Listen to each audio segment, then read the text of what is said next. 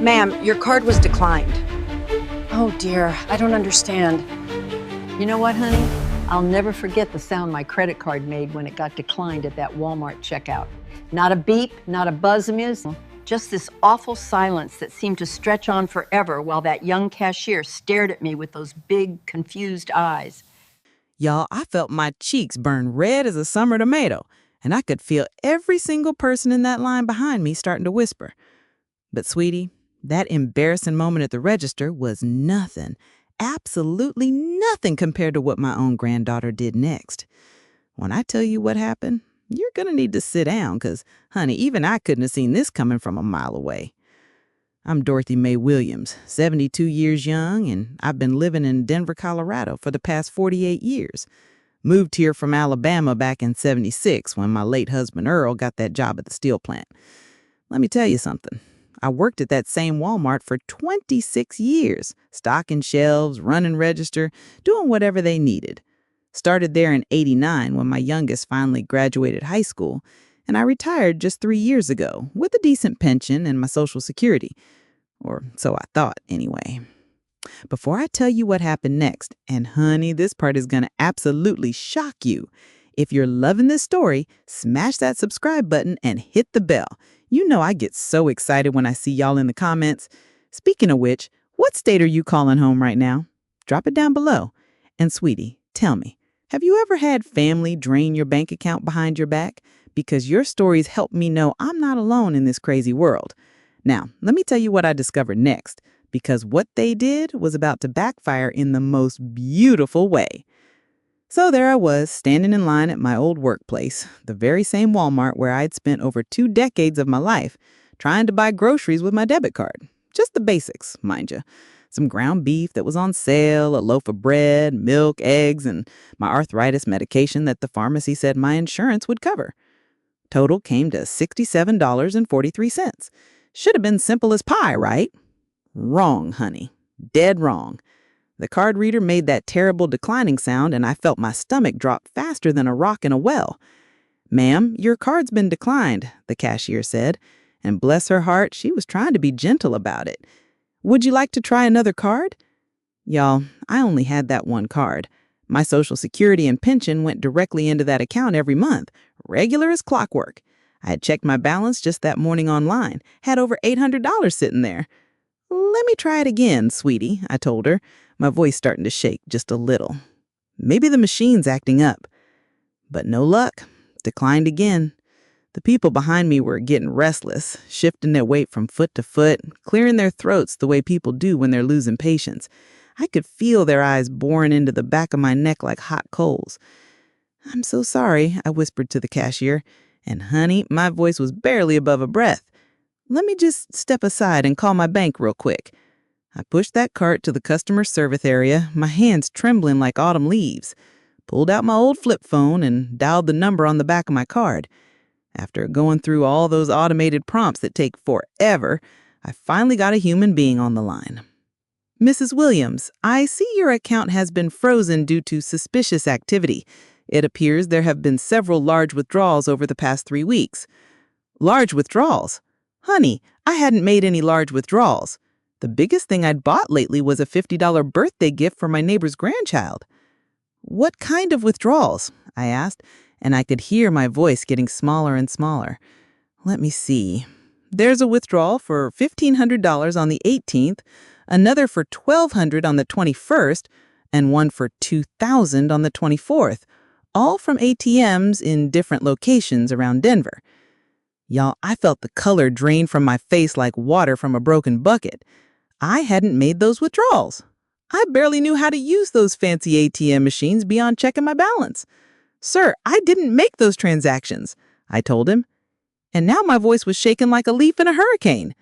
"Someone's been stealing from me." That's when the worst part hit me. Those dates. They lined up perfectly with when my granddaughter Ashley had been staying with me. She'd moved in 3 weeks ago, said she needed a place to crash while she got back on her feet after her latest boyfriend troubles. Sweet Ashley, my daughter Karen's girl, 28 years old with those big brown eyes that always reminded me of Earl when he was young. I'd raised that child as much as Karen did, especially after Karen's divorce when Ashley was just 12. The bank representative transferred me to the fraud department, and they started asking all these questions. Did I give anyone access to my card? Had I written my PIN number down anywhere? Had anyone been in my home recently who might have seen my financial information? That last question hit me like a punch to the gut. Ashley had been there every day for 3 weeks. She'd helped me organize my bills, said she wanted to make sure I wasn't getting confused about my finances in my old age. You know how it is, Grandma. Sometimes seniors get mixed up with numbers, she'd said with that sweet smile. She'd even offered to help me balance my checkbook and organize all my financial papers. I hung up that phone and just stood there in the Walmart customer service area, staring at my cart full of groceries I couldn't afford. My own granddaughter. The child I'd helped raise. The girl who used to crawl up in my lap and beg me to read her stories. The teenager who'd cry on my shoulder every time some boy broke her heart.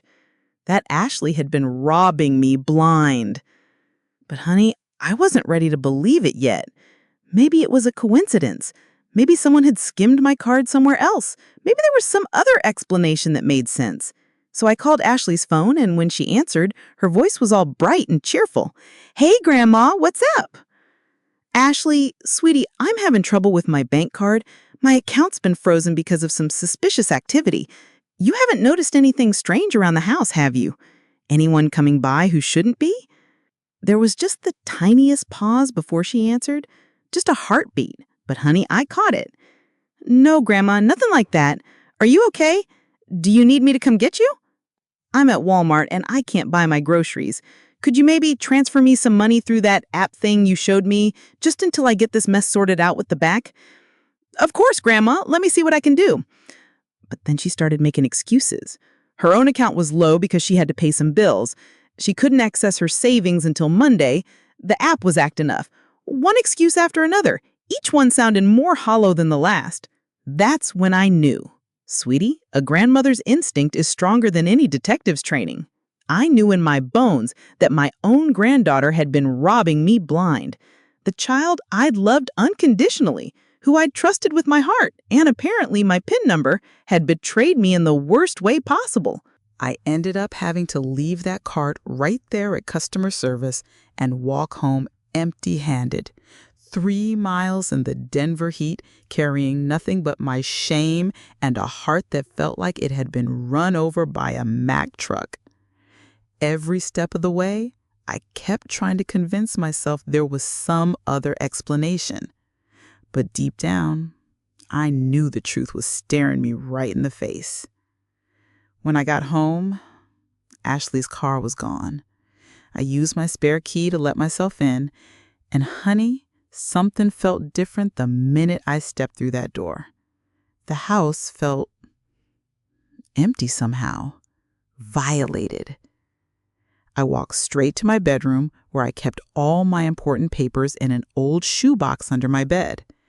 The shoebox was still there, but when I opened it, my heart just about stopped. All my bank statements were there, but they'd been shuffled through.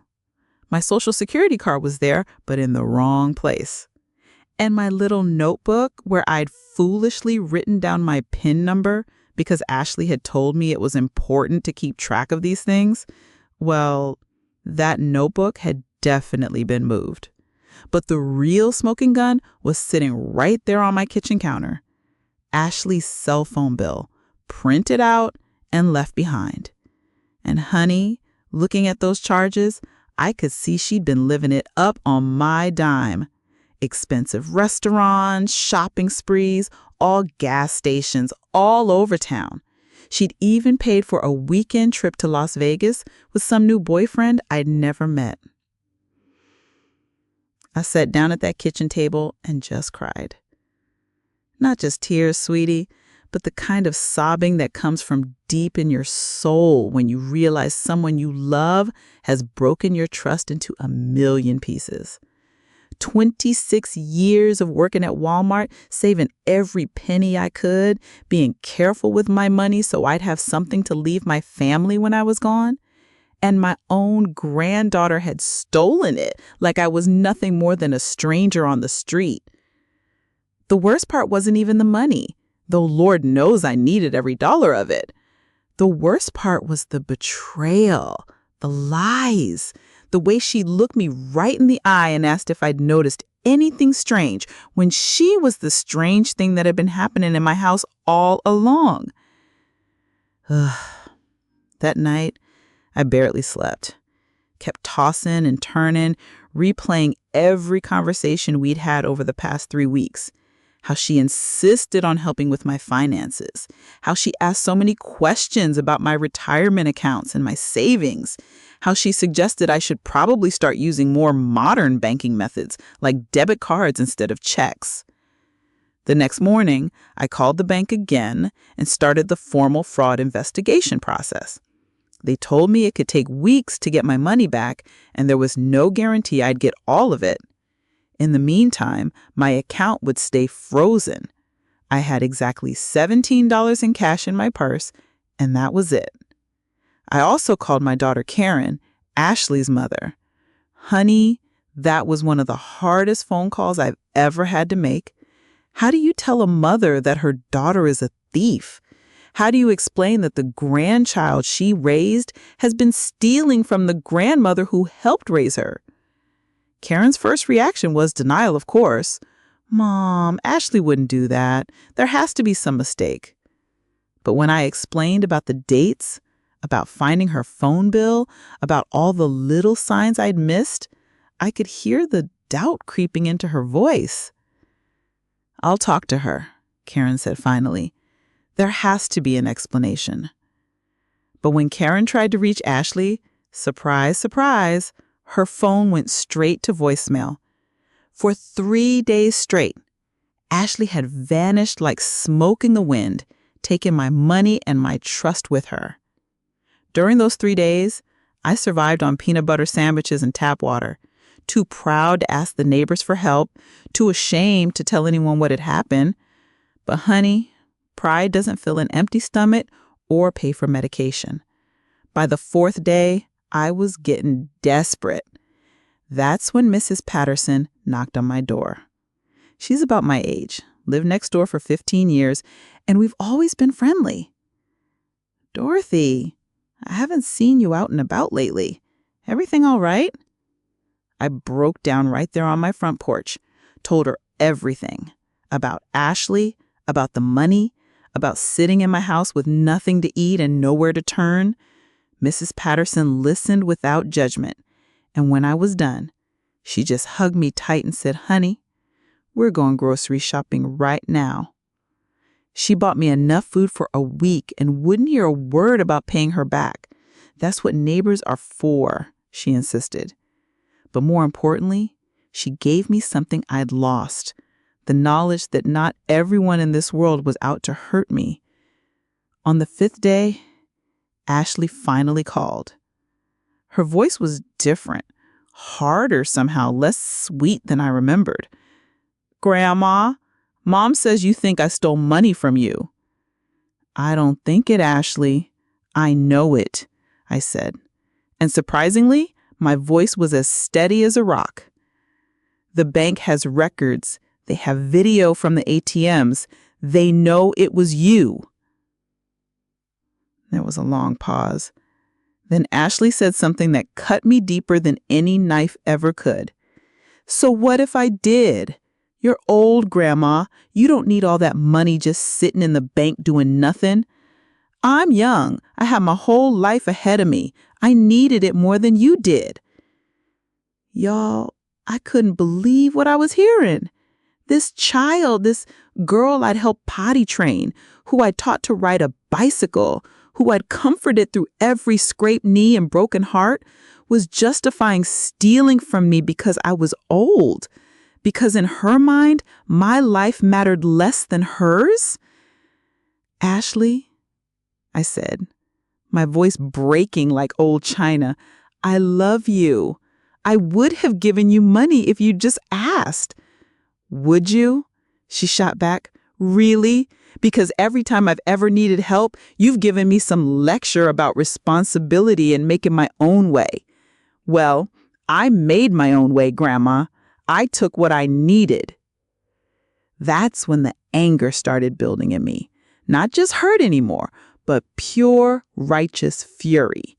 You didn't take what you needed, Ashley. You took everything. You left me with nothing. I couldn't even buy groceries. That's not my problem, she said, cold as winter morning. Maybe this will teach you to be more careful with your money. She hung up on me. My own granddaughter hung up on me after admitting she'd stolen my life savings and acting like I deserved it because I was old. I sat there holding that phone, listening to the dial tone, and something changed inside me. The hurt was still there, honey, but it was getting pushed aside by something stronger, something that had been building up for 72 years of watching people underestimate me because I was a woman, because I was old, because I was just a grandmother who worked at Walmart. They had no idea who they were messing with. See, what Ashley didn't know, what none of them knew, was that I hadn't spent 26 years at Walmart just stocking shelves.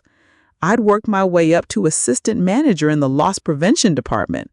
I knew how to catch thieves. I knew how to gather evidence. I knew how to build a case that would stick. And honey, I was about to give that girl an education she'd never forget. The first thing I did was document everything. Every conversation, every date, every piece of evidence I could find. I made copies of my bank statements, printed out the fraud reports, saved the voicemail Ashley had left on my phone where she basically confessed to the whole thing. Then I did something Ashley definitely wasn't expecting. I hired a lawyer. Now, you might think a woman living on Social Security and a Walmart pension couldn't afford a lawyer, but you'd be wrong. I called legal aid, and they put me in touch with a young attorney named Sarah Martinez, who specialized in elder fraud cases. Sarah took one look at my evidence and got this fire in her eyes that reminded me of myself 40 years ago. "Mrs. Williams," Sarah said, "what your granddaughter did isn't just morally wrong, it's a felony. Elder financial exploitation of an at-risk elder is a Class 3 felony if the amount exceeds $20,000. Ashley had stolen over $4,000 from me, which made it a Class 5 felony, still serious enough to land her in prison for up to 3 years. But Sarah had an even better idea. We could pursue this criminally, but that could take months or even years. What if we try a different approach first? What if we give Ashley a chance to make this right before we involve the police?" I thought about it for a long minute. Part of me wanted to see Ashley face the full consequences of what she'd done. But another part of me, the grandmother part, still hoped there was some way to fix this without destroying her life completely. "What did you have in mind?" I asked. Sarah smiled, and honey, it was the kind of smile that made me think she'd dealt with plenty of family thieves before. "We're going to write Ashley a letter, a very official, very scary letter that explains exactly what she's done, what the penalties are, and what her options are for making things right. Sometimes a little legal pressure is all it takes to motivate people to do the right thing." That letter was a thing of beauty. It laid out every single transaction, every law Ashley had broken, every possible consequence she was facing. It gave her 30 days to return the money in full plus interest and damages, or face criminal prosecution and civil lawsuits. But here's where it gets really interesting. Sarah also included something called a victim impact statement, a detailed description of how Ashley's actions had affected my life. Not just the financial impact, but the emotional damage, the betrayal of trust, the way her actions had made me question my own judgment and wonder if I was too old and foolish to manage my own affairs. We sent that letter certified mail to the last address we had for Ashley, and then we waited. 2 weeks went by without a response. I was starting to think Ashley had just ignored the letter completely. But on day 15, my phone rang. It was Karen, Ashley's mother, and she was sobbing. "Mom, I'm so sorry," Karen cried. "I had no idea how bad things had gotten with Ashley. She's been lying to all of us, not just you. She owes money all over town. She's been stealing from her roommates, her boyfriends, even her job. I think she has a gambling problem." That hit me like a freight train. Ashley? Gambling? Sweet little Ashley, who used to help me plant flowers in my garden? But the more Karen talked, the more the pieces started fitting together. The trips to Black Hawk and Central City, Colorado's casino towns. The new clothes and jewelry she couldn't afford. The way she'd always seemed to have money one day and be broke the next. "Where is she now?" I asked. "That's the thing, Mom. I don't know. She cleared out of her apartment 3 days ago. Her roommate called me looking for her because she owes 2 months' rent. I think she might have left Colorado entirely." My heart sank. If Ashley had left the state, getting my money back was going to be a lot harder. But Sarah assured me we still had options. "We'll file a police report and put out a warrant. If Ashley's really developed a gambling addiction, she'll turn up eventually. They always do." But honey, life has a funny way of surprising you sometimes. Just when you think things can't get any worse or any better, something happens that changes everything. 3 days after Karen called me, I was sitting in my kitchen having my morning coffee when someone knocked on my door. I looked through the peephole and saw a young woman I didn't recognize. She was maybe 30 years old, nicely dressed, carrying what looked like a briefcase. "Mrs. Williams," Sarah said when I opened the door, "my name is Jessica Chen, and I'm a private investigator. I was hired to locate Ashley Williams in connection with a fraud case, and I believe you might be able to help me." Y'all, I invited that woman in so fast her head probably spun. Turns out, Ashley had been even busier than I realized. Jessica was working for a casino in Las Vegas where Ashley had apparently written several bad checks totaling over $15,000. They'd hired Jessica to track Ashley down and recover their money. "The thing is," Jessica said, "Ashley's not just running from you and not just running from us. We've identified at least 6 different victims across 3 states. She's been targeting elderly people specifically, gaining their trust, and then stealing from them." I felt sick to my stomach. My granddaughter wasn't just a confused young woman who'd made a mistake. She was a predator, a career criminal who specialized in hurting people like me. But Jessica had some good news, too. She said, "We found Ashley. She's in Reno, Nevada, and she's been arrested for trying to cash a forged check. She's in jail right now, and she's looking at serious federal charges because she's been crossing state lines." That's when things started moving fast. Sarah coordinated with Jessica and the authorities in Nevada to make sure Ashley would be extradited back to Colorado to face charges for what she'd done to me. The casino in Vegas also wanted to prosecute, as did several other victims in different states.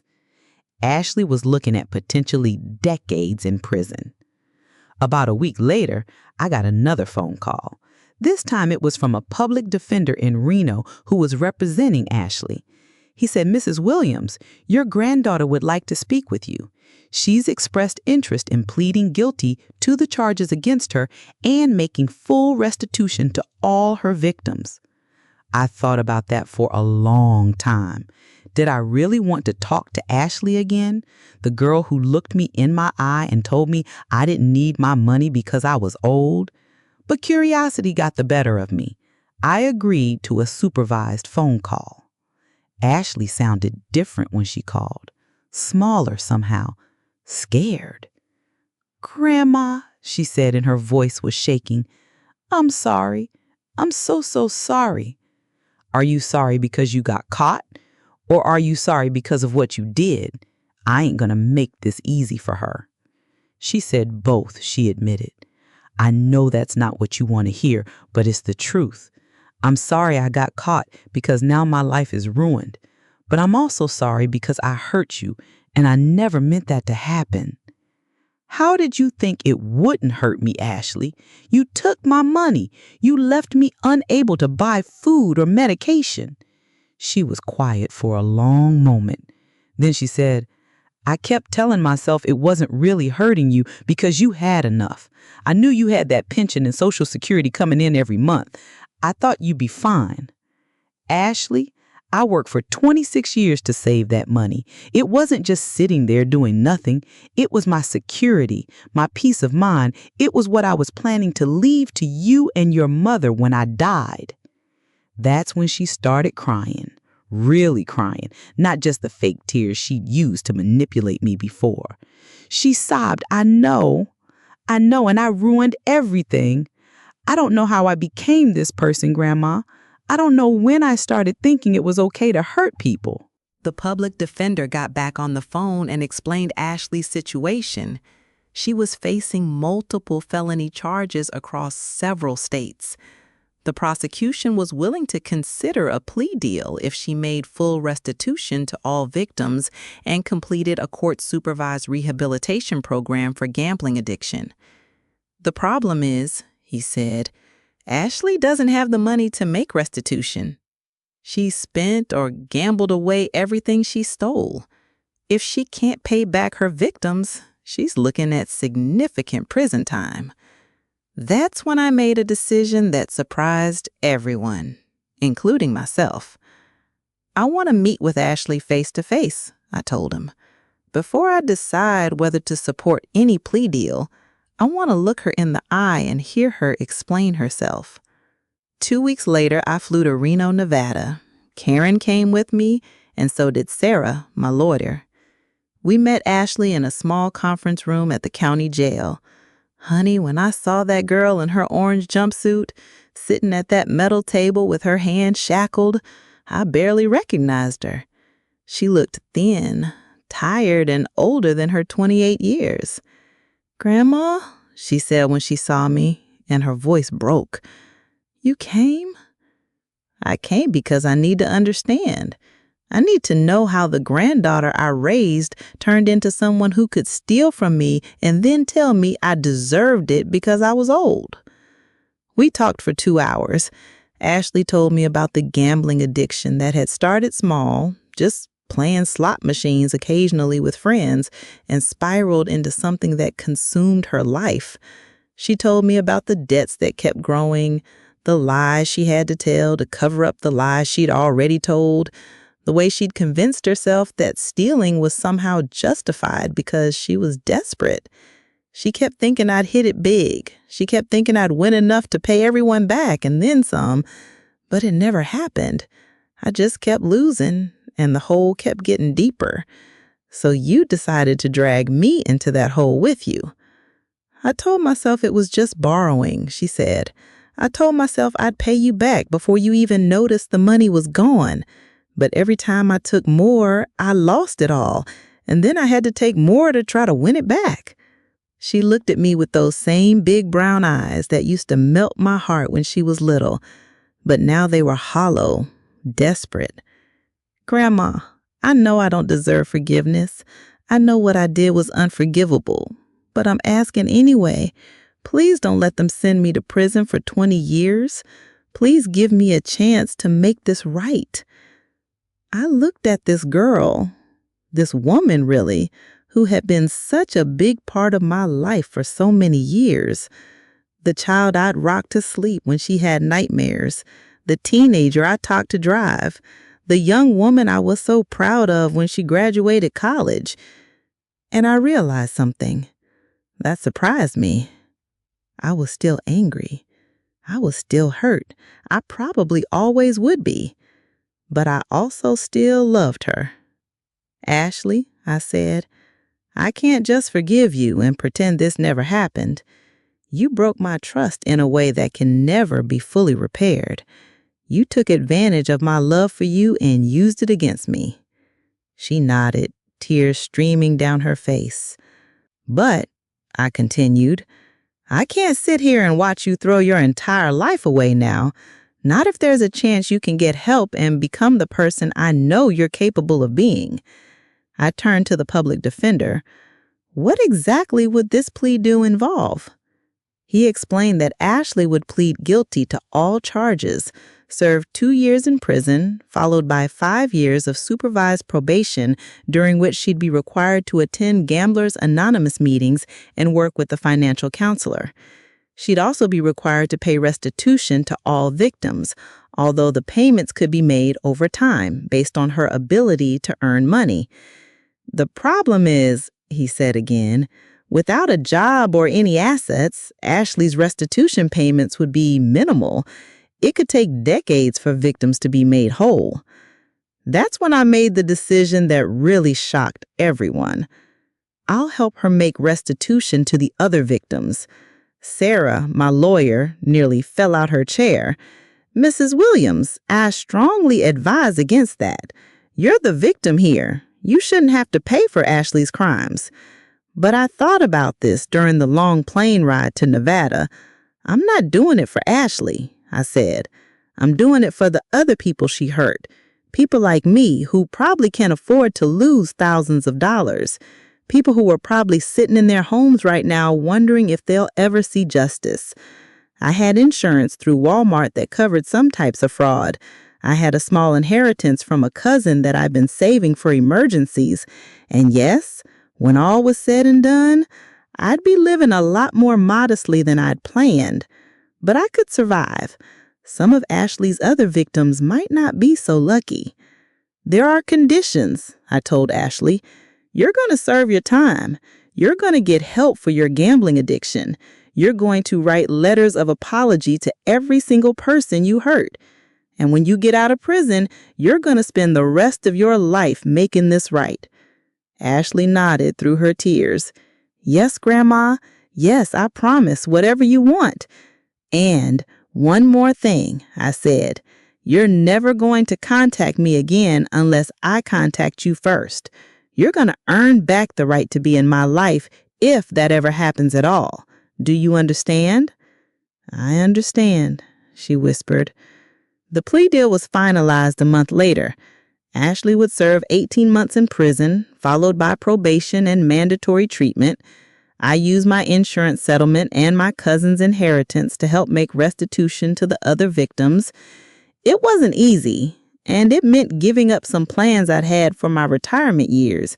But honey, sometimes doing the right thing costs more than you want to pay. Ashley wrote me a letter from prison about 6 months into her sentence. She told me she was attending meetings and working with the counselor. She'd gotten a job in the prison library and was taking correspondence courses to become a certified addiction counselor herself. She wanted to help other people avoid the mistakes she'd made. I didn't write back. I wasn't ready yet, and I might never be ready. But I kept the letter. Ashley was released after serving 15 months in prison. She moved to a halfway house in Colorado Springs and got a job at a nonprofit organization that helps people with gambling addictions. Through her probation officer, I heard that she was doing well, making her restitution payments on time and hadn't had any relapses. A year after her release, she sent me another letter. This one was different. It wasn't asking for forgiveness or making promises. It was just a simple update on her life and a thank you for giving her a second chance when she didn't deserve one. I know I can never undo what I did, she wrote. I know I can never give you back the security and peace of mind I took from you, but I want you to know that I think about you every day, and I'm trying to become someone worthy of the love you showed me growing up. I'm trying to become someone who helps people instead of hurting them.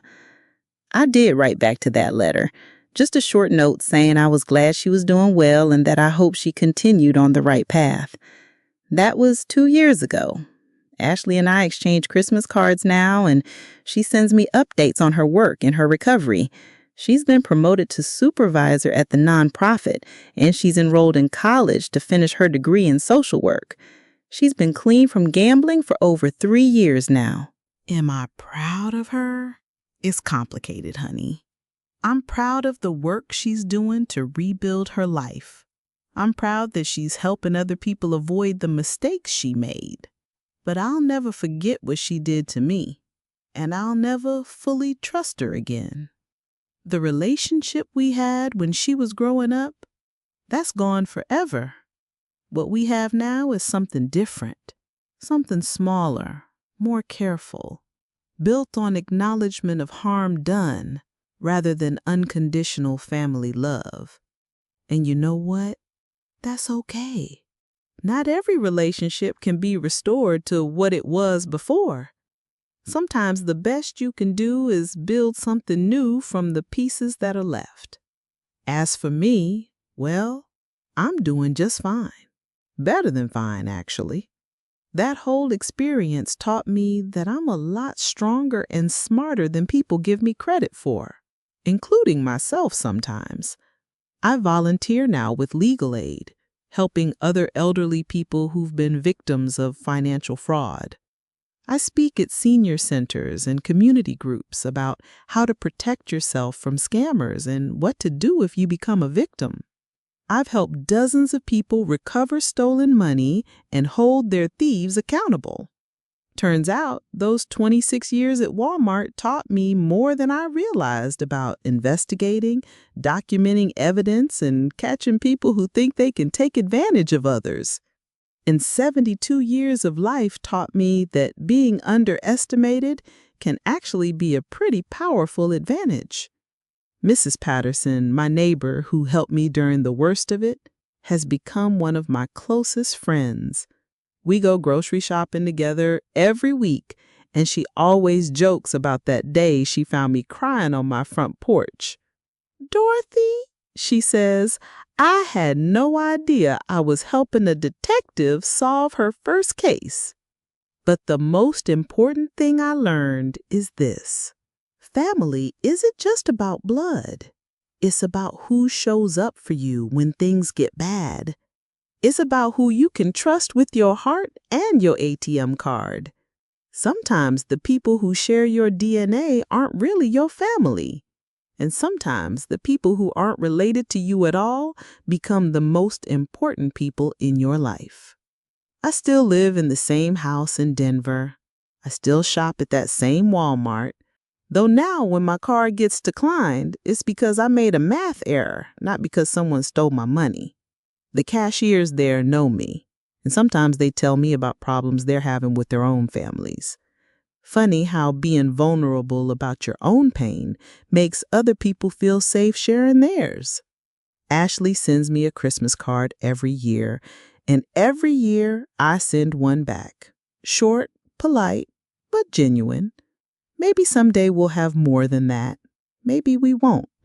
Either way, I'm at peace with it. Because here's what I know now that I didn't know 3 years ago. You can love someone and still hold them accountable for the harm they caused. You can forgive someone without forgetting what they did. You can give someone a second chance without pretending they didn't need one. And most importantly, you can be 72 years old and still surprise everyone, including yourself, with how strong and smart and capable you really are. So, honey, if you're listening to this and you've ever been betrayed by someone you trusted, I want you to know something. It's not your fault for loving them. It's not your fault for trusting them. The only fault lies with the person who chose to take advantage of that love and trust. But you're stronger than you know. You're smarter than they think. And you have more power to change your situation than anyone, including you, might realize. Sometimes the people who underestimate us the most are the ones who give us the greatest opportunity to prove them wrong. And honey, proving people wrong when they think you're just a foolish old woman, well, that's one of life's greatest satisfactions. Y'all take care of yourselves out there. Watch out for the people who think your age makes you an easy target. And remember that love without boundaries isn't love at all. It's just enabling. Trust your instincts. Document everything and never be too proud to ask for help when you need it. And if someone ever tells you that you don't need your money because you're old, You look them right in the eye and tell them that Dorothy Williams said, "You're never too old to fight back, you're never too old to seek justice, and you're definitely never too old to surprise everyone with just how fierce a grandmother can be when someone messes with her family the wrong way." Because, honey, I may be 72 years old, but I learned something important that day my card got declined at Walmart. Age is just a number, but wisdom and determination, those are superpowers. And sometimes the people who underestimate us the most are just setting themselves up for the biggest shock of their lives. Stay strong out there, sweethearts, and remember, it's never too late to take control of your own story.